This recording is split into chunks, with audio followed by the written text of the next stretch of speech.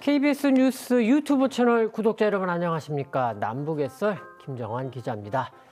오늘은 특히 최근 북한의 상황이 이것저것 요모조모 좀 시선을 끄는 일들이 많죠. 김주애가 다시 나오고 계속 나오고 있는 것도 그렇고 식량난 이야기도 있고 이런 점들 우리 최 박사님과 함께 깊이 좀 다뤄보겠습니다. 국가안보전략연구원 최용환 책임연구위원과 함께하는 정세편 시간입니다. 안녕하세요, 최 박사님. 예, 안녕하세요. 자, 최 박사님.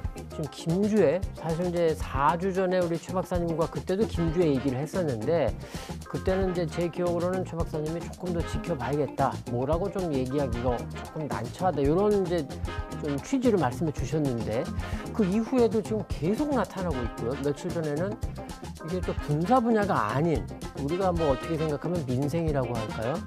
평양의 그 서포, 새 거리, 건설 공장에 또 아버지 김정은 위원장과 나타났습니다. 딱 그 김주애가 그런 현장에 나타난 거 봤을 때 일단 그 느낌이 좀 어떠셨습니까? 일단은 지금까지는 이제 군사와 관련된 그랬죠. 부분에 주로 나왔었는데 이제 영역이 넓어지고 있다라는 거고 지금 보여주고 있는 사진들을 보면 누가 봐도 정치적으로 해석될 수밖에 없는 사진들을 지금 북한이 보여주고 있는 거거든요. 네. 물론 우리는 북이 보여주는 것만 본다는 점에서는 조금 조심해야 될 부분이 있긴 하지만 그렇다면 북이 정말 보여주고 싶어하는 게 뭘까에 대한 고민이 생기는 사진이었다고 생각을 합니다. 아직 김정은 위원장이 젊고 김주애는 어리고 하기 너무 때문에 어리죠. 예. 이걸 후계다라고 하기엔 여전히 조심스러운 점이 있긴 하지만 지금 명백하게 정치적으로 해석될 수밖에 없는 사진들을 계속 보여주고 있는 거잖아요. 그렇다면 사실은 이제 후계라고 이야기를 하기에는 여전히 조심스러운 것이 첫 번째는 다른 아이들은 어디에 있을까? 아하, 그리고 그렇죠. 그들을 어떻게 다루고 있을까에 대해서 보여주고 있지 않기 때문에 이것만 가지고 판단하기 좀 섣부른 측면이 있고요. 그리고 실제 이제 후계자가 되려면 정책에 어느 정도 개입이 되고 또 그걸 배우고 해야 되는데 그러기에는 이제 어리다라는 측면이 있는 것이고요. 다만 이제 북이 지금 계속 보여주고 있는 사진들을 보면서 좀 상상력을 발휘해서 생각을 해보면 이게 우리한테 미치는 영향도 있지만 북한 내부에도 저는 상당한 충격이었을 거라고 생각합니다. 이게 안 하던 일을 하는 거잖아요. 후계는 근데 김정일 위원장, 김일성 주석 때는 그런 게 없었으니까. 그렇죠. 후계와 관련된 거는 거의 금기이기 때문에 말을 할 수도 없고 해서도 안 되는 문제인데 그래서 굉장히 이른 시기에 지금 보여주고 있단 말이죠.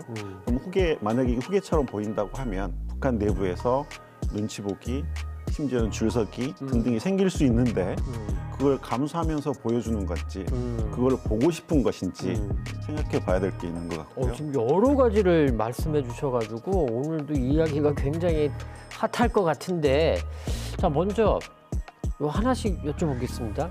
일단 후계에 대해서는 조금 좀 조심스럽다는 입장 저도 이해가 되고 공감은 되는데 근데 아까 말씀 중에 다른 아이들 말씀을 잠깐 해주셨어요. 예. 지금 뭐 알려지기로는 마지는 이제 아들이다, 오빠죠.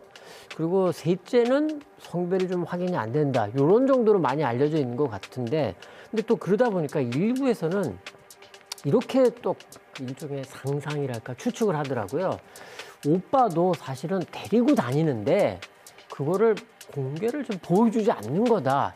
뭐 이렇게 지금 보는 분들도 계시던데 어떻게 보실까요, 박사님? 그건 아직 보여주지 않았으니까 저희가 판단하기 굉장히 힘들죠. 예. 근데 이제 과거에 보면 김정은 위원장의 경우에 그 전에 처음에 그 일본 그 김정일의 요리사라는 사람이 쓴 예. 책에서 처음 이름이 나오기 시작했었고 예. 그래서 공개되기 전까지는 김정운으로 알려져 그렇죠. 있었습니다. 예. 그런데 나중에 공개될 때 보니까 김정은이었잖아요. 예. 그러니까 최고 지도자의 그 가족과 관련된 문제는 사실 북한에서도 굉장히 극비리에 다루고 있는 것이고 실제 자녀가 몇인지 성별이 무엇인지 지금 김주애라고 알려져 있지만 이 이름이 정확한지 등등에 대해서도 지금 아무도 확인해주고 있지 않은 상황이거든요. 그런 것들을 좀 고려해서 살펴봐야 될 것 같습니다. 여전히 지금 우리 최 박사님은 조심스러운 그런 말씀을 해주시는데 또 하나 이제 제 귀에 살짝 들어왔던 게 줄서기를 말씀해 주셨거든요. 근데 사실 김주애가 10살밖에 안 됐는데 김주애 앞에 이렇게 딸랑딸랑 이러진 않을 거 아닙니까? 아, 물론 그렇죠. 엄마가 있으니까 결국은 리설주 여사 그쪽으로 그 지난번에 우리 최 박사님과 얘기할 때도 제가 잠깐 저희가 이제 약간 제가 그 화제성을 조금 높여보려는 속셈으로 리설주와 김여정 이런 대립구도 살짝 여쭤봤을 때도 이제 최 박사님 좀 조심스럽긴 하셨는데 줄을 진짜 선다라고 한다면 결국 리설주 쪽으로 줄을 설 텐데 그러면 이게 김여정과 이게 어떤 관계가 될지 이것도 잠깐 좀 궁금해집니다. 어떻게 볼 수 있을까요? 지금 이 김주애와 관련된 사진들이 공개되면서 드러나고 굉장히 분명한 거는 북한이 굉장히 명백하게 왕조국가적인 성격을 보이고 있다. 그렇죠. 김씨 가문이 여전히 견고하고 그들이 권력을 사유할 수 있을 만큼 권력을 장악하고 있다라는 걸 보여주고 있는 거잖아요. 그렇기 때문에 눈치 보기, 줄서기 혹은 그 등등의 다른 상상력들을 자극할 그렇죠. 수밖에 없는 구조를 스스로 만들어내고 있다는 말씀을 드리고 싶은 거죠.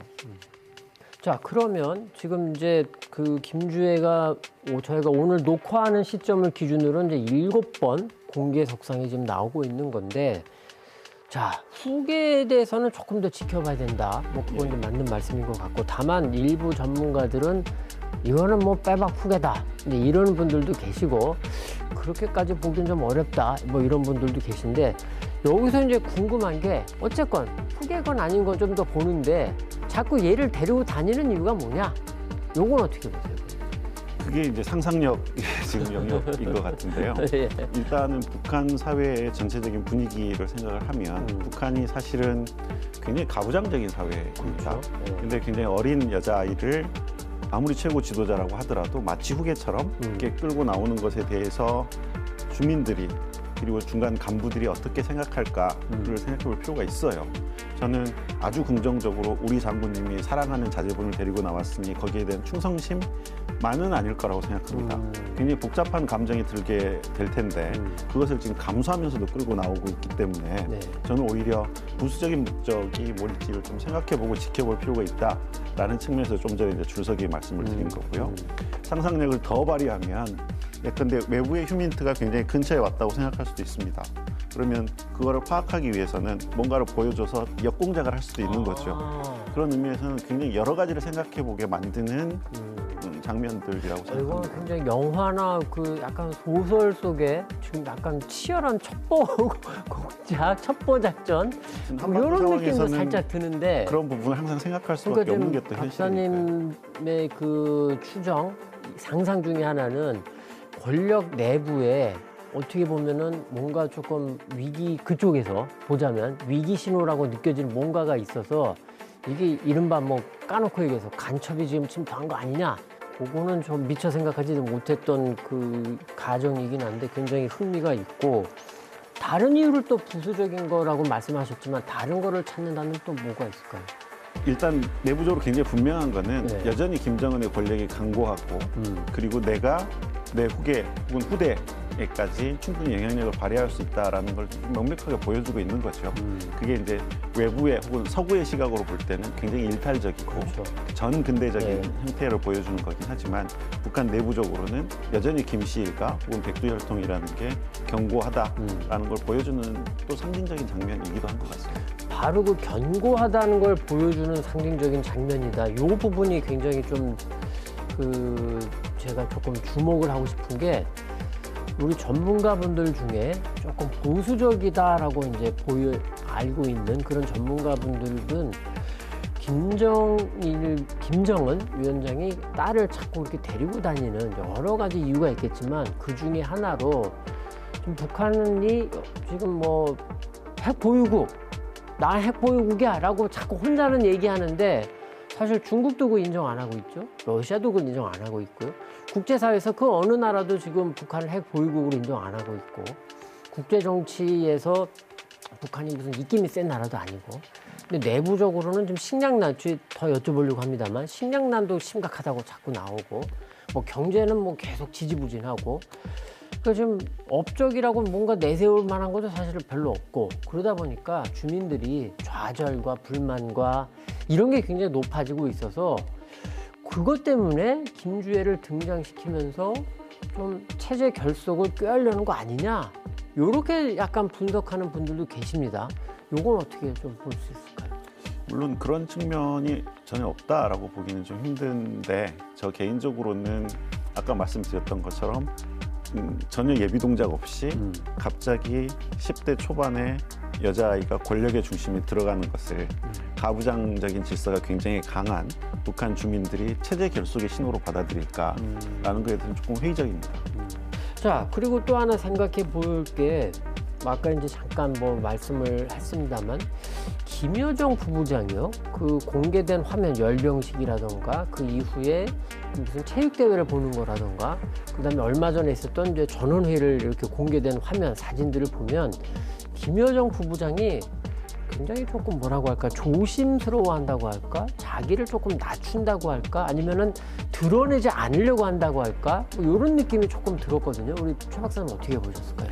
그거는 저는 새로운 장면은 아닌 것 같아요. 그러니까 김정은과 김여정의 관계를 보면 지금 제 기억에 가장 인상 깊었던 게 하노이 회담이 결렬되고 나서 돌아가는 와중에 내리는 기차에서 김정은이 담배를 피우는데 잿더리 들고 서 있던 김여정이거든요.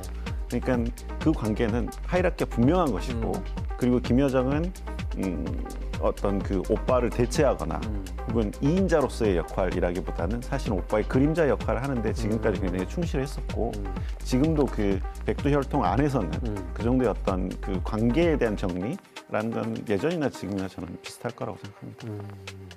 물론 이제 여러 가지 변수가 너무 많아가지고 지금 뭐 함부로 말하기는 조심스럽긴 합니다만, 근데 김정은 위원장 집안에 분명히 가족력이 심장병과 관련한 가족력이 있는 건 사실이고 김정은 위원장이 건강 관리를 좀 하나 싶은데 또 요요가 오는지 계속 또 체중은 많이 나가 보이고 또 줄담배를 피는 것 같고 술도 마시지 않나 이런 생각도 들고. 자, 그럴 때 이제 뭐 김주애가 될지 뭐 첫째 아들이 될지는 모르겠습니다만 후계로 완전히 넘겨주는 게 딱 구도가 완성되지 않았을 때 혹시라도 뭔가 북한 내부의 어떤 그런 유고가 터졌다 그럴 때 그때도 그러면 김여정이 가만히 있을까요? 아니면 뭔가 흔들리는 그거를 나라도 나서서 좀 잡아야겠다 이런 생각은 안 할까요? 김여정이 됐든 이설주가 됐든 김주애가 됐든 뭐 지난번에도 말씀드린 것 같지만 이들의 권력이라는 것은 김정은을 중심으로 그 관계 속에서 생기는 권력이거든요. 그러니까 북한처럼 1인에게 모든 권력이 집중되어 있는 시스템에서는 항상 권력 교체가 불안할 수밖에 없습니다. 그건 체제 특성 때문에 그런 거고요. 그래서 최고 지도자가 유고됐을 때 항상 우리가 불안하게 보는 거죠. 그렇죠. 그거에 대한 내부 조치들을 분명히 가지고 있겠지만 외부에 공개되지 않았고 더군다나 문제는 이게 제도화되지 않았기 때문에 항상 유동적인 게 북한 체제가 가진 근본적인 한계라고 봐야 되겠죠. 그리고 요것도 조금 여쭤보고 싶은 게 사실 김정은 위원장이 딸을 계속 지금 데리고 다니면서 아마 아까 이제 말씀하셨습니다만 북한 주민들도 뭐 대놓고 얘기는 못하겠지만 수근수근 되지 않겠습니까? 그렇죠. 아니 저 딸애가 네 번째 우리 지도자인가? 뭐 이런 생각을 안 할 수가 없을 것 같아요. 근데 만약에 나중에 그게 바뀌었다. 뭐 진짜 마지가 아들이어서 아들로 그냥 권력이 넘어갔을 때 근데 김주애가 사실은 너무 어릴 때부터 이렇게 대중에게 공개가 됐고 일부는 김주애를 지도자로 생각하는 그런 분위기도 있을 텐데 지도자가 실제로는 바뀌었다고 할 때 저는 어떤 뭐 제가 걱정할 일은 아니지만 아무리 그 형제 뭐 남매 사이라고 해도 그때 권력을 4대 세습을 받은 마지가 김주애를 굉장히 불편해하고 경계하지 않을까? 그렇게 본다면 김주애로서는 사실은 김정은이 이복형이지만 김정남을 살해를 했는데 김주애는 어떻게 보면 생명의 위협까지도 느낄 수 있는 거 아닐까? 이런 생각도 좀 들거든요. 뭐 가정에 가정을 더한 이야기이긴 하지만 그 상황을 봐야 되겠죠. 네. 그러니까 김정은 이후에 그 후계가 얼마나 탄탄한 권력 기반을 가지고 정권을 장악하느냐. 만약에 장기적인 플랜을 가지고 후계자를 키운다고 하면 분명히 어떤 업적을 그에게 몰아주든 혹은 업적을 창출해서 그가 지도자로서의 어떤 정당성을 가지고 취임할 수 있도록 만들어주겠죠. 그리고 그가 얼마나 견고한 권력을 가질 수 있느냐에 따라서 사실은 주변 인물들과의 관계가 달라질 거라고 생각합니다. 그렇죠. 예. 김정은 같은 경우에는 아버지의 갑작스런 사망으로 사실은 2, 3년 텀으로 갑자기 최고 지도자가 되는 케이스이기 때문에 출발했을 때 권력이 그다지 견고하지 않았을 그렇죠. 가능성이 높습니다. 꿀렁꿀렁했겠죠. 그러면 네. 주변 인물들이 굉장히 위협적으로 느껴지겠죠. 그렇지만 새로운 지도자가 굉장히 견고한 권력 기반을 가지고 정권을 장악했다라고 하면 굳이 자기 피부치들을 제거하거나 그렇게까지 나가지 않을 수도 있죠. 그래서 그거는 상황을 좀 지켜봐야 되겠죠. 자, 최 박사님, 일단 뭐 김주애가 나오면 뭐 사실 이제 언론이다 보니까 이제 제가 왜 나왔지? 한 번 나온 것도 아니고 2번, 5번, 7번 이렇게 나오다 보니까 이 후기라는 거에 대해서 좀 관심을 갖고 계속 좀 질문을 드렸던 건데 뭐 그거는 조금 더 지켜봐야 된다. 이건 알겠는데 어떻습니까? 그러면 김주애가 지금까지 보면 군사 분야에 한정됐다가 좀 민생이라고 할 수 있는 이런 분야까지 나온 건데 이 일종의 공개 영역, 활동 영역이 앞으로 조금 더 넓어질 가능성은 어떻게 보세요? 지금까지 나온 걸로 보면 점점 넓어질 거라고 봐야 되겠죠. 군사 영역에서부터 다른 이제 건설 현장까지 갔으니까 이제 김정은이 현지지도 가는 곳에 얼마만큼 따라갈지 모르겠지만 지금 추세라고 본다면 계속 따라갈 것처럼 보이기 때문에 영역이 점점 더 확대될 가능성이 있다고 봐야 되겠죠. 다만 이제 처음에 말씀드렸던 것처럼 그러다가 중간에 갑자기 다른 아이를 데리고 나올 수도 있는 거잖아요. 그런 부분은 또 돌발 변수가 될 수도 있으니까 좀 지켜봐야 되는 것 같습니다. 자, 그리고 뭐 요건 약간 여담처럼 하나 조금 여쭤보는 건데 열병식 화면을 이렇게 보다 보면요. 김주애가 그 아버지 김정은의 이렇게 그 현장에서 주석단에서 예, 예. 가가지고 아버지를 이렇게 자꾸 아빠 얼굴 만지는 거 되게 좋아하나 봐요. 만지니까 김정은 위원장이 살짝 당황한 듯 이렇게 애를 살짝 부드럽게 밀어내는 듯한 장면이 있었어요. 그러면서 저는 김주애가 아직 어리긴 한데 저런 공개된 장소에 나올 때 아마 몇 가지 주의사항이라던가 이런 거를 얘기를 들었을 텐데 아직 그거를 잘 몸에 익지 않아서 그런가? 약간 좀 뭐 그냥 편하게 얘기하자면 너무 아빠한테 공개된 장소에서 스스럼 없네 이런 느낌이 조금 들었거든요. 장면을 아무런 다른 생각 없이 네. 그냥 보면 역시 이제 김정은 그냥 딸바본가 보다라는 느낌을 주는 사진인데 그렇죠.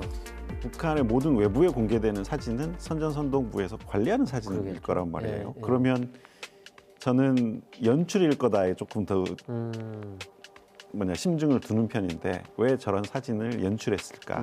혹은 그런 장면을 불어 보여줬을까라는 측면이 저는 조금 더 관심이 가는 측면이에요. 그런 측면에서 보면 이제 그 김주애에 붙는 수식어들이 있지 않습니까? 네, 뭐 사랑하는 자제분, 존경하는, 그러니까 존귀하신 그런 것들이 굉장히 뭔가 분명히 연출돼 있는 부분이고 처음에 말씀드렸던 것처럼 굉장히 정치적으로 해석될 수 있는 여지가 충분한 사진들을 지금 계속 보내주고 있는데 거기에 정말 순수하게 후계다라는 거 이외에 다른 목적은 없을까라는 측면에서 조금 많은 생각을 하게 만드는 사진이죠. 다른 목적 중에 또 이제 이런 분석도 있습니다. 그 북한의 미래 세대의 어떤 안전, 또 아니면 미래 세대의 어떤 평화와 번영 이런 거를 내가 지키려고 뭐 애를 쓰고 있다. 뭐 이런 이미지를 이제 부각하려고 김주애를 또 그렇게 등장시킨 거다. 뭐 이런 분석도 있긴 있는데 그런데 최근에 또 사실 이제 북한이 코로나 이후에는 뭐 한류, 우리 K 드라마, 한국 드라마가 이제 유입이 많이 줄었을 것 같긴 합니다만 북한의 젊은이들이 한류의 영향을 굉장히 많이 받아서 뭐 오빠라고 한다거나 뭐 남한식 말투를 뭐 한다던가 뭐 이러다 보니까 그 법으로까지 만들어서 그거를 처벌을 하겠다라고 하고 그런데도 불구하고 지금 그 분위기가 잡히는 것 같지 않으니까 사실 이번에 서포거리, 새거리 거기 건설 현장에 탄원을 받아가지고 그거를 뭐 군부대도 아니고 그런 젊은 애들만 동원해가 사실상의 동원을 해가지고 그거를 짓는다. 이제 이런 분석도 있거든요.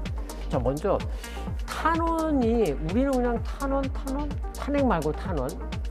탄원이 좀 익숙하지 않은 용어이기도 한데 북한의 탄원이라는 제도를 조금 설명해 주시죠. 글쎄요, 남한식으로 이야기하면 자원? 자원. 스스로 자원한다 네, 할 때 자원과 비슷한 이야기일 것 같은데요. 북한도 도농 격차가 있고 직업의 선호가 분명히 존재합니다. 육체 노동보다는 사무직을 선호하고 하기 때문에 좀 더 나은 자원들이 도시로 그리고 사무직으로 이렇게 가려고 하는 경향들이 존재하죠. 예. 그런데 이제 약간 우리식으로 표현하면 변형되고 강요된 노블리스 오블리주 같은 건데 좀 더 괜찮은 신분 혹은 괜찮은 지역에 있는 젊은 사람들 혹은 새로 직업 배정을 받는 사람들이 나는 좀 더 험한 곳으로 좀 더 어려운 곳으로 내가 가겠다라고 스스로 자원하는 방식인 거죠. 근데 이게 이제 탈북민들 면담을 해보면 이게 이제 작동하는 방식이 북한의 특징인데 이제 북한식 집단주의라고 할 수 있습니다. 근데 제대 군인들 한 10명쯤 사단 본부대에 모아놔요. 네. 그러면 그 중에 이제 누구는 돌아가서 최근에 뭐 어머니랑 돌아가서 무슨 뭘 하겠다 꿈을 꿀 수도 있고 혹은 나는 고향에 돌아가서 뭘 하겠다 꿈을 꿀 수도 있는데 그 중에 한 명이 장군님께서 우리한테 제대할 기회를 주셨는데 우리가 다 같이 단천 탄광에 가서 일을 하자라고 이야기를 하면 아니 혼자 가지 왜? 거기서 아닙니다. 저는 집에 가서 어머니랑 같이 다른 일을 할 거예요라는 이야기를 못하는 구조가 네, 북한인 네, 거죠. 네. 거기에서 누군가가 아닙니다. 저는 다른 계획이 있습니다라고 이야기하면 북한식 표현으로 하면 계열 속에 자유주의 분자가 나타났다라고 이야기를 하는 거예요. 이건 되게 부정적인 이야기거든요. 네. 그런 분위기에 휩쓸리면 너도 나도 탄원을 해야 되고 그 탄원에 따라서 처음에 자기는 의도하지 않았지만 분위기에 휩쓸려서 또 그런 곳에 가게 되고 하는 구조가 분명히 존재하는 거죠. 그러니까 지금 이번 같은 경우에 바로 그 탄원으로 이 평양의 서포 세거리 건설에 젊은이들이 뭐 우리식으로 하면 자원에서 이렇게 좋은 일을 하고 있다. 이제 이렇게 지금 북한에서 선전을 알리고 있는 건데 그것과 관련해서 그런데 김주애랑 이렇게 연결해서 보는 그 분석은 어떻게 보실까요? 글쎄요, 탄원이라는 게 북한 그 시스템을 유지하는 기제 중에 하나이기 때문에 굳이 김주애하고 연결시켜서 이야기할 건 아닌 것 같아요. 예전부터도 있었고 북한의 어떤 집단주의적인 속성 하에서 그 사람들이 원하지 않는 지역, 원하지 않는 직업에 사람들을 몰아낼 때 사용하는 그런 기제라고 보시는 게 맞을 것 같습니다. 이 북한의 탄원과 관련해서는 우리 그 남북의 썰 일상편에서 우리 김주성 작가님과 몇 번 얘기한 게 있으니까 그것도 조금 참고하시면 도움이 될 것 같습니다. 자, 뭐 이게 우리 최 박사님 모셔놓고 자꾸 제가 김주애 고문을 하는 것처럼 김주애만 자꾸 여쭤봤는데 사실 뭐 북한 관련해서 지금 김주애만 있는 게 아닙니다. 지금 저희가 녹화를 2월의 마지막 날 지금 하고 있어서 북한 전원회의 결과는 지금 아직 뭐 최종 결과는 알 수는 없는데 지금 전원회의가 26일부터 농업을 주제로 해가지고 지금 진행이 되고 있습니다. 이건 예고된 거긴 한데 북한의 지금 식량 상황, 뭐 농업이라는 게 결국 식량 문제 아니겠습니까? 어떻게 보십니까, 최 박사님은? 북한은 만성적인 식량 부족국이기 그렇죠. 때문에 네. 식량이 부족하다라는 게 뉴스가 아니고요. 얼만큼 부족하냐가 문제인 거죠. 근데 북한의 작년 사정을 보면 2022년 4월 5월 달에 북한 내 코로나가 대규모로 확산이 됐습니다. 그렇죠. 예. 이때가 사실은 북한이 파종기거든요. 봄철 농번기에 코로나가 확산이 됐기 때문에 주민들과 물자 이동을 굉장히 강력하게 차단했을 가능성이 높고요. 그런 의미에서는 2022년 수확이 좋지 않았을 가능성이 되게 높습니다. 그리고 또 하나는 북한의 대외 전략과 관련된 부분인데요. 대외 전략 자체가 미국과의 싸움이 장기전이다. 그래서 장기전을 버텨야 된다라는 건데 그 기본 중에 하나는 자력갱생이거든요. 그렇죠. 예. 식량이 받쳐주지 않으면 사실 자력갱생이 굉장히 힘든 구조가 있기 때문에 식량 문제는 북한의 최우선 관심사일 수밖에 없습니다. 그리고 지금 시기가 이제 2월 말이잖아요. 2월 말은 본격적인 봄철 농번기를 앞두고 농사를 준비하는 시기입니다. 예.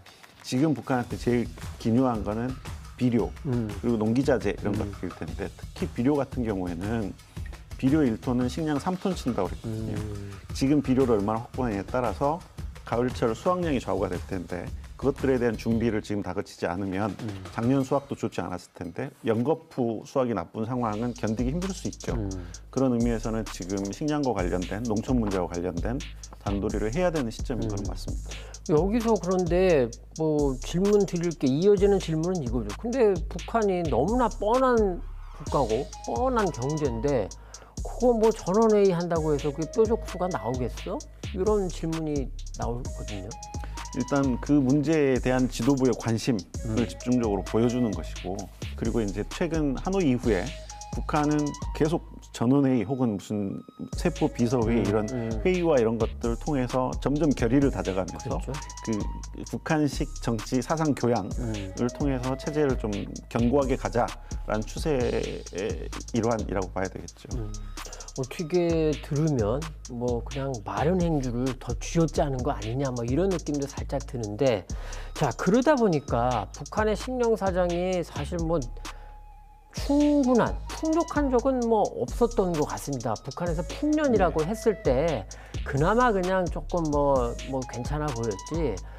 자 그러다 보니까 최근에 또 이런 일이 있었습니다. 북한의 식량난은 알겠는데 그거는 뭐 항상 있는 건데, 그런데 지난해 가을이었던가요? 국가정보원, 국정원이 국회에 보고를 하면서 함경북도 일부 지역에 아사자가 좀 발생하는 것 같다, 이렇게 보고를 해서 좀 눈길을 끌었고요. 자, 그 뒤에 북한에 아사자가 나오나? 그리고 얼마 전에는 뭐 어느 그 통신사에서 뭐 개성에서 지금 매주 수십 명씩 뭐 굶어 죽고 있다, 뭐 이런 또 기사가 나와서 굉장히 좀 놀랐습니다. 자, 그러다 보니까 이게 북한에서의 아사 식량 사정이 굉장히 심각한 거 아니냐, 이런 좀 궁금증들이 일었어요. 그런 가운데 이달 2월 15일 권영세 장관이 국회에 출석을 했는데, 그 자리에서 권 장관은 뭐 아사자가 좀 속출한 건 아닌 거로 보인다, 이렇게 얘기를 했는데, 사흘 뒤에 대통령실에서는 북한에 이제 미사일 발사가 있었던 시기였는데, 지금 북한에서는 아사자가 속출하고 있는 가운데 핵을 개발하려고 하고 있고 미사일을 지금 쏘고 있어서 그걸 개탄한다, 이렇게 얘기를 했거든요. 통일부 장관은 아사자는 아닌 것 같다고 하고, 대통령실은 아사자가 속출하고 있다라고 하는데, 이게 지금 뭔가 엇박자가 아니냐, 이런 또 좀 지적이 나오니까 그 다음 날인가요? 통일부가 입장을 태세를 전환해서 아사자가 속출하고 있다, 이런 쪽으로 좀 바꿨거든요. 자, 그러다 보니까 어떤 생각이 조금 드냐 하면, 아니 지금 뭐 윤석열 정부가, 보수 정부는 다 아는 건데 혹시 북한 상황이 조금 더 나빠지는 쪽에 어떤 기대와 희망이 섞여가지고 좀 그렇게 얘기한 거 아니야? 이렇게 보는 시각도 있거든요.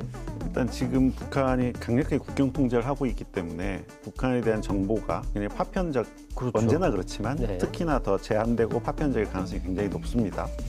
그리고 또 하나는 북한이 이제 코로나 이후에 그 물자와 인력의 통제를 국경만 통제한 게 아니라 북한 내부에서도 굉장히 강하게 통제를 했을 거거든요. 그렇기 때문에 북한의 특성을 고려하면 지역별로 상황이 다를 가능성이 굉장히 높습니다. 어느 지역은 식량 사정이 특별히 식량 전체 총량이 부족한 것도 문제이긴 하지만 식량이 지역적으로 어떤 부분엔 많이 부족하고 어떤 부분엔 덜 부족할 가능성이 있습니다. 그런 의미에서는 북한 체제 특성상 물류가 잘 닿지 않는 그런 지역에서는 분명히 아사자 혹은 굉장히 상당한 정도의 식량난이 발생할 수 있는 가능성이 굉장히 있고요. 그렇기 때문에 그 어느 측면을 보느냐에 따라서 사실은 정보 판단이 충분히 달라질 수 있다고 생각합니다.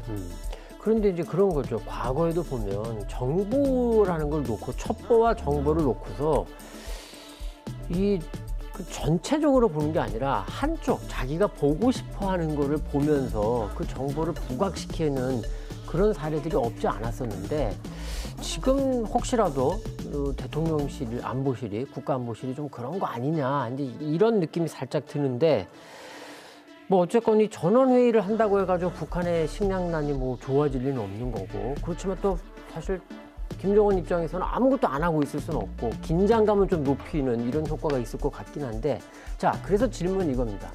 지금 우리 최 박사님 보시기에 북한 전체적으로 볼 때 어떤 상황이다, 이렇게 보시는지. 일단 북한 경제가 굉장히 어렵다라는 것에 대해서는 이론이 없는 것 같아요. 그러니까 북한은 전체적으로 경제가 2016년부터 대북 제재가 본격화되기 시작했습니다. 그 충격은 2017년부터 오기 시작했고요. 실제로 2017년부터 북한 경제는 마이너스 성장으로 돌아섰는데, 이게 2019년, 20년 넘으면서 코로나 때문에 다시 한번 또 굉장히 강력한 국경 통제를 하지 않았겠습니까? 그렇기 때문에 북한 경제가 어렵다, 그것도 많이 전체적으로 나빠지는 추세에서 또 한 번의 충격이 가해졌기 때문에 어렵다라는 것에 대한 이론이 없는데, 전망에 대해서는 의견들이 갈리는 것 같아요. 그러니까 그러니까 이제 북한 경제가 거의 바닥을 쳤기 때문에 이제 아주 많이 나아지진 않겠지만 과거보단 조금씩 나아질 거다라는 전망을 하는 게 이른바 긍정론일 거고, 다른 측면에서는 이미 이제 북한의 외화 보유고도 거의 한계에 다다랐고 그렇기 때문에 단순한 물자 부족뿐만이 아니라 또 환율 문제에 있어서부터 북한 경제가 총체적으로 크게 충격을 받을 수밖에 없다라는 전망이, 이건 지켜봐야 될 문제이긴 그렇죠. 하죠. 예. 그런데 이제 과거에 북한이 가장 힘들었을 시기, 90년대 말하고 비교를 해보면 금방 뭐 식량난도 말씀을 하셨지만 지역적으로 아사드 나올 수 있습니다. 근데 90년대 말처럼 이른바 떼죽음이 되는 네. 수백 명, 수천 명 혹은 수만 명이 한꺼번에 죽는 그런 정도의 어떤 식량난 혹은 경제적인 충격은 또 아닌 것 같아요. 그런 의미에서는 그때하고 비교하면 아직 북한 경제가 상당한 내구력을 보일 수도 있겠다라고 생각합니다.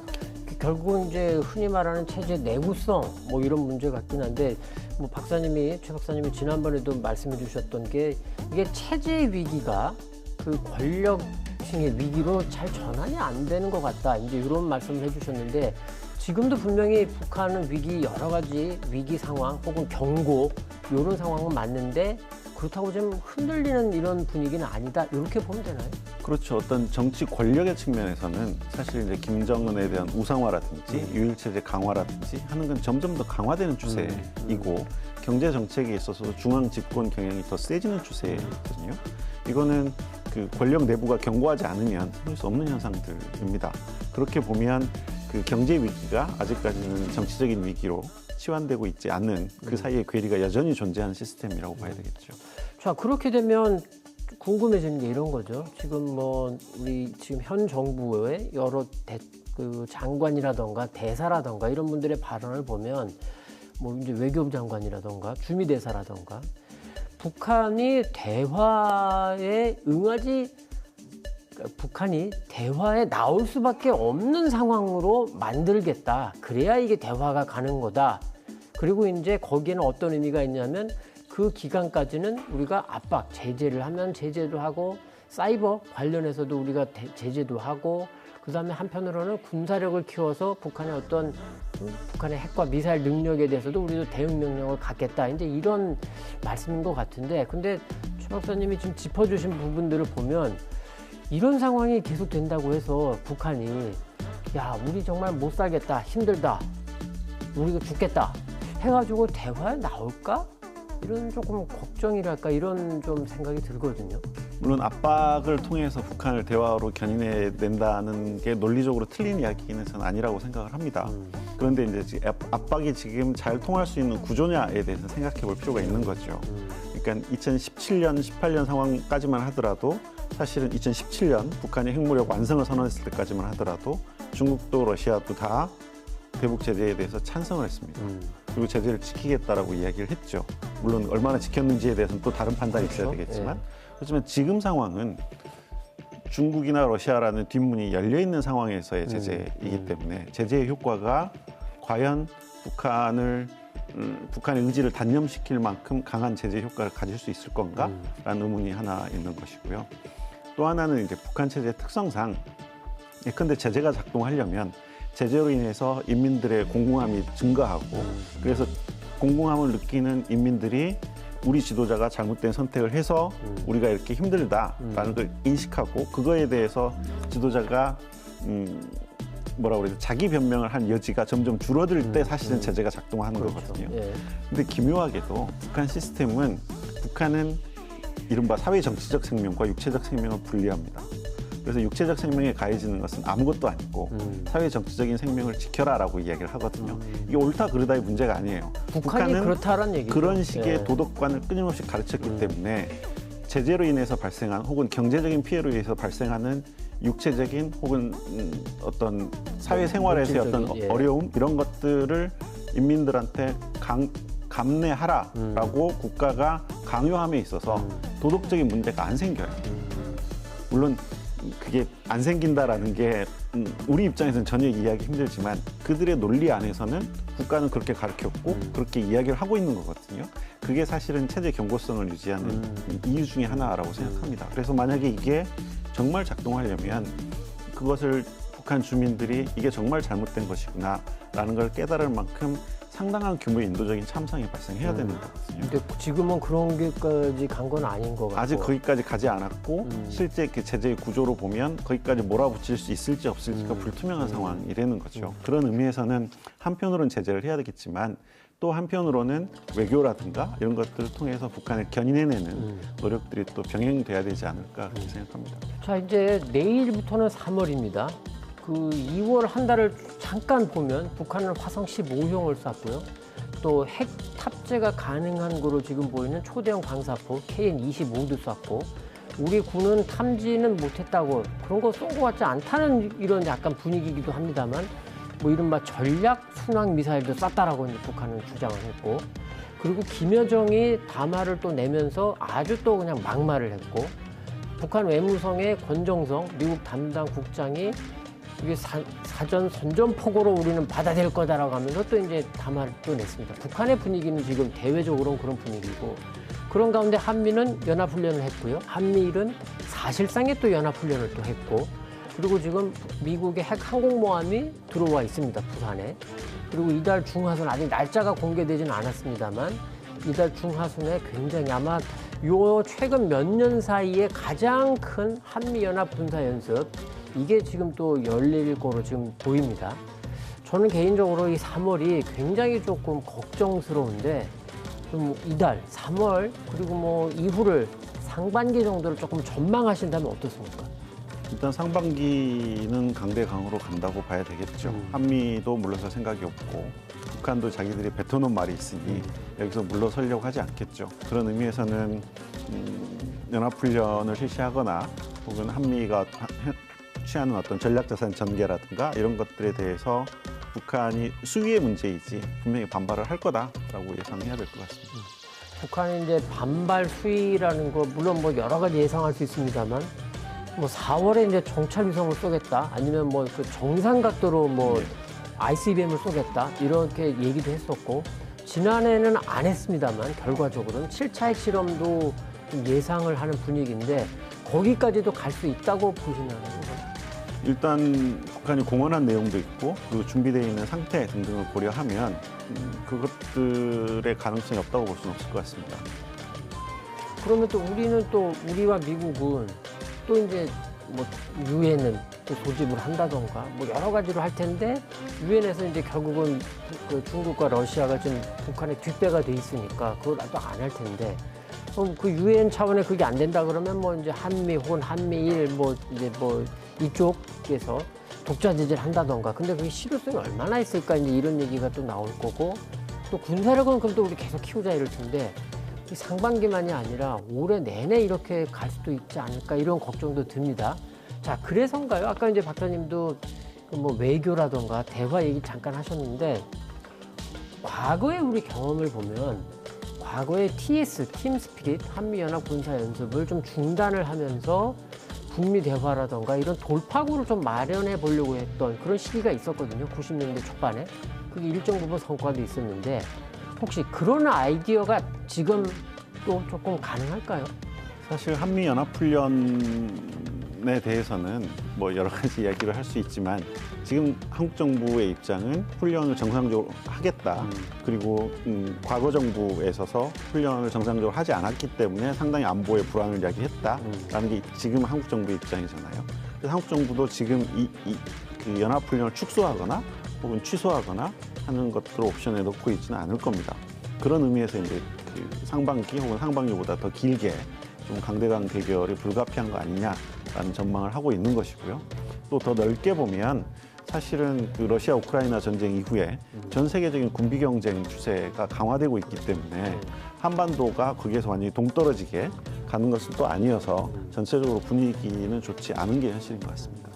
요건 마지막 질문으로 하나만 여쭤보고 마무리하겠는데, 자, 이제 시진핑 주석 뭐 지난해 이제 연임 뭐 결론을 내놨습니다. 그리고 이제 이달인가요? 뭐 이제 그걸 최종적으로 공식화하는 그런 자리가 있다고 하는데, 중국이 어떻습니까? 북한이 자꾸 뭔가를 하면서 조금 시끄럽게 만들고, 그리고 결과적으로 보면 미국이 확장 억제라던가 항공모함을 지금 자꾸 들어오게 되고 B1B도 날라오고, 중국 입장에서는 조금 신경이 쓰일 수가 있어 보이는데 어떨까요? 중국이 북한을 조금 자제를 시킨다던가 뭐 조금 야, 그럼 좀 대한민국이랑은 좀 대화 좀 해야 되는 거 아니냐라던가 중국이 약간 스탠스 입장을 좀 바꿀 가능성은 어떨까요?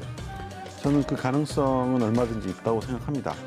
사실 지금 북한의 대외 전략이라는 게 이른바 그 동북아 질서가 신냉전이다, 진영화되고 있다. 그래서 미국의 영향력이 미치지 않는 그레이존이 생기고 있다라고 생각하고 계속 그쪽으로 도망가려는 전략이거든요. 근데 이 전략의 가장 큰 취약점은 대중관계 의존성이 너무 높다는 겁니다. 근데 북한과 중국이 물론 동맹관계이고 굉장히 가까운 국가인 건 사실이지만 이들 간의 안보 이해가 항상 일치했던 건 아니거든요. 그들 간에도 수많은 부침이 있었고 그리고 북한이라고 해서 반드시 중국의 요구를 들어줬던 것은 아닙니다. 그런 의미에서는 분명히 이견이 생길 수 있고 그 의견이 어느 시기에 어떤 방식으로 표출될지는 알 수 없지만 분명히 어느 순간에는 그들 간에 어떤 문제가 생길 수 있고 우리로서는 사실 한중 관계를 어떻게 관리하느냐에 따라서는 사실은 북한의 대외 전략에 대한 우리의 어떤 카운터 스트래티지 이런 것들을 만들 수 있는 여지가 저는 존재한다고 생각합니다. 그런 부분을 우리는 조금 파고들어야 된다. 이제 이런 말씀처럼 느껴지는군요. 그렇죠. 자, 남북의 썰 정세편 오늘은요. 최용환 국가안보전략연구원 책임연구위원과 함께 좀 북한에 조금 더 집중해서 최근 북한의 뭐 김주애라던가 전원회의라던가 식량사정 같은 북한을 조금 심층적으로 들여다볼 수 있는 이런 말씀들을 좀 들어봤습니다. 저희가요 이번 주 남북의 창 시간에 북한의 식량난과 관련해서 조금 또 그 기획을 조금 준비를 했으니까 이번 주 토요일 저희가 이제 TV 본방송이 나가고 KBS 뉴스 유튜브에도 올라갑니다. 클로즈업 북한이란 코너에 북한 식량난을 다루니까 또 같이 봐주시면 북한 상황을 이해하시는데 도움이 될 것 같습니다. 자, 박사님 오늘도 긴 시간 말씀 고맙습니다. 수고하셨습니다. 네, 감사합니다.